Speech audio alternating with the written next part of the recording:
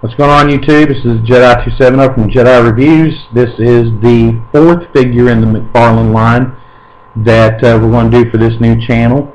This is one of my favorite Steeler players of all time. I mean, the guy's phenomenal. And this is Mr. Troy Polamalu. The Polamalu figure was last year's line. I believe it was the 2009 NFL Legends. It goes along the same line with the more modern AstroTurf. A little bit better detail on some of the decals that are actually on the helmet without, of course, the American flag, the NFL shield. So we'll get him down here where you can see him. And this one is a really good post for Troy, going up for an interception. You can also notice that his receiver gloves are gray on the inside. He also has the NFL equipment label on the outside of both of his receiver gloves to include his white wristbands. And that big lock of mane hair that Troy has. It's earned him over $1 million so with Head and Shoulders and a bunch of other people that he's doing endorsements for. Also, you can see the deep set cleats on this figure. And this one is actually mounted in his thigh on a wire band that goes into the base that gets him up off the field in his post. And, you know, like we talked about with some of the other McFarlane figures, there's not a lot of articulation here. With Troy, there's like 1, 2, 3 points of articulation on this figure. His leg turns this way. His arms go out for different poses there. And the one thing about this figure that I was disappointed with was the fact that he didn't have a football. I wished he had. It's not a big disappointment.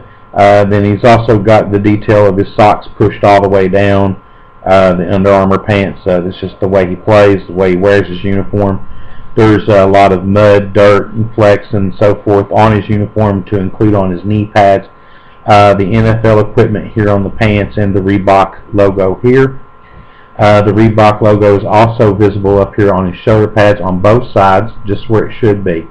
And you know, this player wears the Riddell Revolution, the Revolution helmet to include all of its face mask, where its points of attachment are all there to include all the vent holes. The same high quality on the Steeler logo on the side of the helmet, where we were talking about the font being the right size.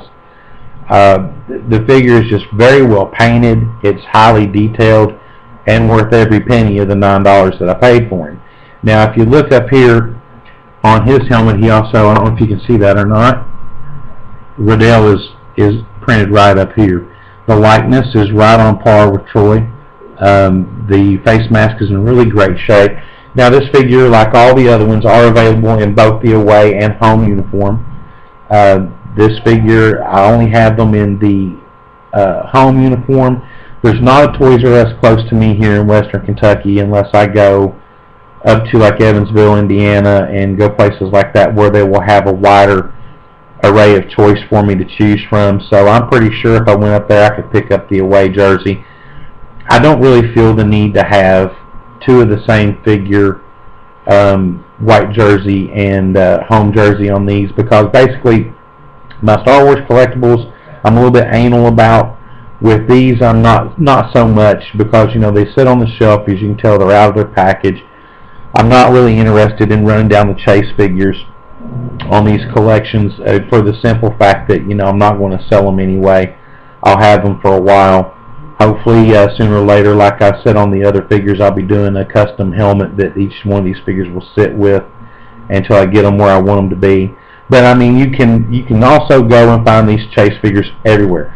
Now, a couple years ago or last year, there was a different pose for Troy. I think it was him flying through the air and on a horizontal. This is one of my best ones. This guy's just an incredible player, and I love having him on my shelf. I would actually like to see, I mean, the molding on the hair is pretty good, but it's like one sheet that's, you know, glued underneath the helmet to the figure's head, and it drapes over his back. But I highly expect the next ones will be more detailed in individual hairs and that sort of thing. I would really love to see Gentle Giant, as you've seen on my Star Wars busts and statues. do laser scans of these players and do busts and statues, because you know the detail then would be just incredible.